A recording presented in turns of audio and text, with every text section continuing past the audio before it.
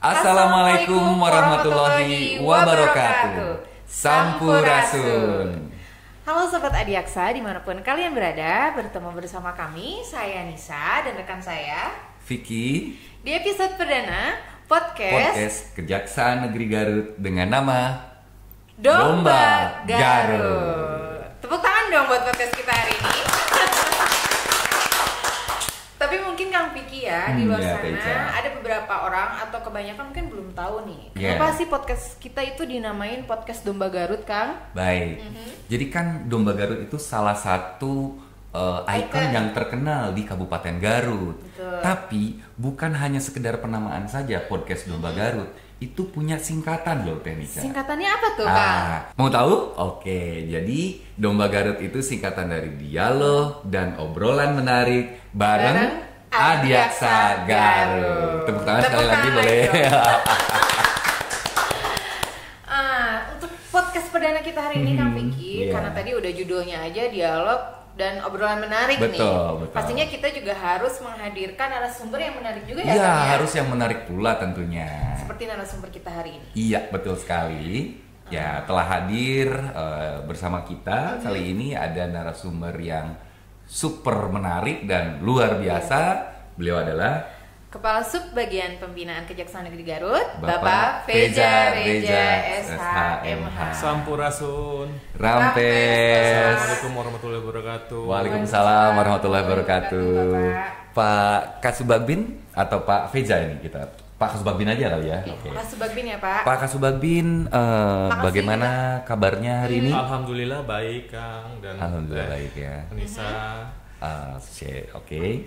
Terima kasih. Karena sudah menyempatkan waktunya ya, Pak, untuk hadir di podcast kita. Di sela-sela kesibukan beliau yang cukup padat sekali ya. Betul. Tadi kita langsung culik aja ya. Iya, kita langsung culik aja, betul. Ini kita dukung karena podcast pertama lah ya, perdana ini. Harus lah, Pak. Kejaksaan Negeri Garut ini ya. Harus Alhamdulillah, mensukseskan podcast perdana kita. Perdana. Ya, Gitu. mudah-mudahan podcast Domba Garut kita ini ke depan bisa lebih berkembang dengan obrolan-obrolan dan dialog-dialog yang Betul. lebih menarik. Amin ya Pak. Tentunya harapan kita semua seperti itu. Amin. Nah, Ya. kedatangan Pak Kasubagbin hari ini tentunya kita akan membahas tentang apa ya, Pak ya? Ya, itu pasti nanti kita Bahas. tapi ada sebelumnya kita yang lupa perkenalan nih, Pak. dulu. Oh, iya. Karena mungkin sobat-sobat Adiaksa belum kenal dong dengan baru namanya aja Pak Feja Reja SHMH. Tapi lahir di mana, pernah tugas di mana, mungkin kalian juga mau tahu kan? Betul. Oke, langsung saja Teh Ica. Silakan, kita Pak. gali. Iya, terima kasih Kang Vicky dan Teh Ica. Mungkin perkenalan ya, saya namanya Feza Reza sebagai Kepala Subbagian Pembinaan dan baru bertugas di Kejaksaan Negeri Garut ini sebagai Kepala Subbagian Pembinaan pada tahun 2022. Gitu. Sebelumnya saya sudah bertugas di Jawa Timur, di Sumatera, di Kalimantan itu. Nah, mungkin tugas sebagai Kasubabin ini adalah sebagai melakukan perencanaan program kerja baik keuangan, tata laksana, lalu kepegawaian, pengelolaan data statistik, lalu mendukung pelaksanaan teknis pelayanan administrasi bagi seluruh satuan kerja lingkungan Kejaksaan Negeri Garut. Itu salah satunya, mungkin banyak lah tugas dan fungsi pokoknya juga. Luar biasa Pak Kasubagbin. Ya, sobat-sobat Adiaksa, tadi sudah ada perkenalan singkat dari Bapak Kasubagbin. Kalau mau kenal lebih jauh lagi, Bisa datang boleh datang ke sini. Tapi yang paling utama ya, Teh Ica, kita ini kan sekarang ini kalau tidak salah, informasinya mau ada penerimaan calon aparatur sipil negara di Kejaksaan RI. Betul itu, Kak. Nah, betul ya. Langsung saja kita tanya kepada beliau. Betul, Pak. Betul. Memang Betul, ada kabar Bapak, ya. Ada surat memang dari pimpinan dari Jaksa Agung Muda Pembinaan pada tanggal 14 Agustus tahun 2023 itu ada formasi bagi CASN di lingkungan Kejaksaan Agung Republik Indonesia. Itu mungkin total penerimaan untuk 7.000, kurang lebih 7.000 sampai 8.000 pegawai. Banyak. Banyak ya Pak ya. 7.000 orang itu untuk formasi apa saja Pak ya? Itu ada 4 formasi ya. Satu, calon jaksa. Kedua adalah pengelolaan penanganan perkara. Ketiga, petugas barang bukti. Keempat, penjaga tahanan. Kalau nggak salah itu, kalau dalam suratnya itu, kalau untuk calon jaksa kurang lebih itu 2000 formasi. 2000 formasi ini yang terbesar sepanjang saya ketahui ya, sepanjang tahun ini yang terbesar 2000 orang ya. 2000. Yang kedua adalah pengelola penanganan perkara itu 2142 formasi. Yang ketiga petugas barang bukti 1446. Yang keempat penjaga tahanan sebesar 2258 formasi. Itu sehingga kurang lebih 7.000 sampai 8.000 sih. Tuh sobat-sobat Adiaksa Garut. Formasi untuk tahun 2023 ini sangat spesial sekali karena banyak sekali. Jadi masing-masing rata-rata 2000 ya. Jadi kesempatannya sangat terbuka lebar. Coba kita bayangkan pada zaman kita aja Mbak Anissa atau ini berapa Pak? Ya, saya cuma 700 waktu itu loh Pak. 700. Saya 450. Oke. 700 yang tersaring 500. Jadi intinya informasi tentang penerimaan CASN tahun 2023 ini bukan sekedar isu atau hoax belaka ya. Tapi karena memang tadi kata Pak Kasubagin ada suratnya tertanggal 14 Agustus ya. Oke, luar biasa. Apalagi nih Teh Ica? Kemudian kan tadi formasi udah nih Pak. Lanjut mungkin kita ke persyaratannya nih Pak. Banyak yang belum tahu nih persyaratannya apa aja sih Pak supaya bisa bergabung di Kejaksaan Republik Indonesia. Syarat umumnya mungkin ya warga negara Indonesia.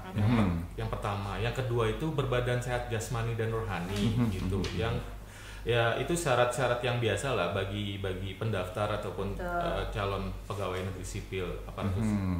Yang untuk lebih misalnya untuk calon jaksa, yang spesifiknya nih, yang pembedanya apa nih? Pembedanya adalah untuk calon jaksa adalah sarjana hukum. Harus sarjana hukum. Sarjana hukum, wajib sarjana hukum gitu loh. Begitu ya. Lalu untuk pengelolaan penanganan perkara itu SLTA atau sederajat gitu. SLTA atau sederajat. Nah, terus yang ketiga petugas barang bukti itu ada minimal D3. Minimal D3. D3-nya. Petugas BP Pak ya? Iya, petugas barang bukti itu minimal D3. Mungkin nanti untuk lebih lengkap atau lebih pastinya Sobat Adiaksa bisa mengikuti nih media sosial Biro Kejaksaan Agung Republik Indonesia ataupun media sosial dari Kejaksaan Negeri Garut gitu. Gitu ya. Kalau untuk penjaga tahanan Pak. Penjaga tahanan itu SLTA dan sederajat juga. Tapi yang membuat lebih khususnya itu apa tuh syaratnya? Ya, kalau tidak salah dulu kita syaratnya ada apa tuh? Sertifikat ini bela diri ya Pak. Bela diri menjadi nilai lebih lah pendukung itu loh. Mungkin dipersiapkan untuk Sobat Adiaksa yang ingin memang bergabung ataupun mengikuti proses seleksi ini gitu. Baik. Karena dari tugasnya aja menjaga tahanan kan ya Pak ya. Jadi harus punya kesiapan fisik dong tentunya ya Pak ya. Betul sekali. Betul. Dan tadi calon jaksa itu Pak kan itu harus sarjana hukum ya Pak ya. Nah kemudian untuk akreditasi itu A ya diutamakan disaring yang A dulu. Ya kalau bisa dijaga minimal mungkin akreditasinya A gitu. Nah Pak Kasubagin, kan tadi syaratnya harus sarjana hukum. Cuman kan ada kalau tidak salah kayak hukum Islam gitu SHI gitu, sarjana hukum Islam. Kalau dulu pernah ada sarjana syariah SSY. Itu karena disiplin ilmu hukumnya lebih spesifik, itu kira-kira kalau yang masih terbuka peluang, boleh nggak? Masih bisa terbuka peluang karena ini minimal sarjana hukum ya. Minimal sarjana hukum ya. Jadi mau hukum apapun. Sobat Adiaksa. Tetapi yang kita ketahui ya Kang dan Teh, kita untuk jadi calon jaksa ini kan minimal kita lulus proses seleksi tadi, lalu ada pendidikan jaksanya juga kan. Kita mungkin sudah kita lewati pendidikan jaksa itu pada saat dilantik minimal umur 23 tahun sampai sampai umur 30 pada saat maksimal 30 pada saat dilantik ya Pak ya. Dilantik itu dia. Pak, kalau untuk mulai, kalau misalkan nih sobat-sobat Adiaksa Garut ini ada yang berminat ya, tentunya saya kira banyak sekali yang berminat. Tapi mulai untuk pemberkasan begitu, itu kapan Pak? Iya, bagi Sobat Adiaksa mungkin masih tetap bisa melihat nanti di media sosial Biro Pek Kejaksaan Agung Republik Indonesia ataupun melalui media sosial Kejaksaan Negeri Garut nanti, ataupun media sosial dari Kejaksaan Tinggi Jawa Barat. Nanti di sana pengumuman lebih pasti dan lebih lengkap bisa dilihat lah kapan. Jadi di link Biro Pek itu ya. Kemudian gini Pak, kalau status nih Pak nih, status kan kalau dulu zaman saya itu mau jadi jaksa jangan dulu nikah nih. Nah kalau sekarang masih sama nggak sih Pak? Masih sama ya, masih sama. Sebelum untuk calon jaksa, formasi calon jaksa mungkin yang diutamakan syaratnya adalah belum menikah dulu gitu loh. Kenapa? Mungkin bisa lebih fokus untuk karir nanti, tidak menghambat karir ataupun untuk kesehatannya juga itu. Kalau misalnya untuk bagi wanita yang sudah menikah takut ada halangan untuk hamil. Nanti hamil saat mau PPJ seperti itu ya Pak ya. Seperti itu. Tapi kalau untuk selain calon jaksa sendiri bisa boleh sudah menikah? Bisa. Berarti hanya calon jaksa yang memang khusus tidak boleh menikah dulu katanya Kang Vicky. Tuh dengerin sobat-sobat Adiaksa Garut. Nah Pak, sekarang secara umum lagi ya, pelaksanaan tesnya itu untuk tahun-tahun ini gitu, ada berapa kali tes sih Pak? Mungkin kalau mengacu kepada kita sebelumnya ataupun nanti kedepannya, mungkin kalau 3 tahap ya. Pertama seleksi berkas, administrasian dulu Pak ya. Berkas. Yang kedua adalah tahap seleksi kompetensi dasar CAT ya. CAT Pak ya. Computer Assistant Test gitu. Itu yang sangat penting. Yang ketiga adalah tahap proses seleksi kompetensi bidang gitu loh. Mungkin lebih tahu misalnya di kejaksaan ini bidangnya ada apa aja gitu loh. Terus apa sih kejaksaan gitu loh. Seperti itu sih mungkin itu. Menarik nih. Tadi ada CAT ya Ica ya. CAT itu boleh digambarkan Pak seperti apa Pak? CAT itu ya yang seperti kalau zaman saya belum ada ya. Pada saat itu belum ada. Mungkin dari pengalaman Teh Anissa gimana tuh? Kalau dulu pengalaman saya sistem CAT itu ada 3 Pak, ada 3 bidang. Gitu. Yang ada soal-soalnya itu ada 3 bidang, itu ada tes intelijensi, terus wawasan kebangsaan sama tes kepribadian. Jadi persiapkanlah diri untuk latih-latih tuh. Intelijensi itu biasanya soal-soalnya tuh soal dasar tentang matematika, bahasa Indonesia, bahasa Inggrisnya juga ada. Bahasa Inggrisnya juga ada ya. Betul. Kemudian wawasan kebangsaan ya biasa lah ya tentang sejarah gitu ya. Saya ingat tuh waktu itu soalnya itu siapa yang mengibarkan bendera merah putih pada waktu ini apa? Proklamasi. Itu soal yang saya ingat waktu itu. Dan itu skornya bagaimana? Skornya langsung seketika itu juga? Itu 90 menit. 90 menit itu setelah 90 menit skor langsung keluar. Jadi semuanya itu serempak langsung di situ. Yang nggak memenuhi passing grade langsung tereliminasi. Jadi transparan dan itu terpampang. Betul.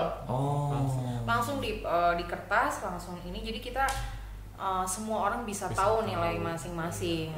Yang lolos untuk tahap selanjutnya. Jadi lebih kompetitif ya Pak ya. Nggak ada cerita ini titipan siapa ini dan bagaimana. Karena kalau misalkan dia tiba-tiba ada kan kita udah tahu nilainya dia berapa gitu kan. Oke, sip. Kemudian Pak, untuk pernyataan kan dulu kita harus siap-siap mental katanya kalau betul. Jadi kan. Kenapa tuh? Karena harus siap ditempatkan di mana saja kan. Gitu. Itu sekarang masih berlaku. Ya, kita kan Indonesia ini luas ya dari Sabang sampai Merauke. Jadi ya dimanapun kita berada kita anggap itu saudara lah ataupun bisa menyesuaikan diri gitu loh. Nah bicara penempatan nih karena siap ditempatkan dimanapun berada. Kalau pengalamannya Pak Kasubagin pernah ditempatkan di mana saja nih Pak? Pengalaman saya tuh penempatan saya ada di Sumatera. Di Kalimantan juga. Terjauh Kalimantan Utara lah gitu. Utara luar biasa. Itu yang memang harus kita jalani lah, jauh dari keluarga. Ya itu tapi tempat kita berada itu ya menjadi keluarga keluarga baru kita gitu loh. Gitu. Saudara pun menjadi lebih banyak ya Pak dari berbagai provinsi kita ketemu teman-teman baru, keluarga baru. Betul sekali Teh Ica. Jadi sobat-sobat Adiaksa di rumah, nah jadi kalian harus punya jiwa tertantang untuk pengen mengetahui daerah-daerah seluruh Indonesia. Ya makanya bergabunglah dengan Kejaksaan Republik Indonesia. Oke, Teh Ica juga Pak Kusbagin, supaya obrolan kita lebih santai lagi, kita baiknya minum dulu. Pak, silakan Mbak minum dulu lah. Biar kita biar lebih santai gitu ya.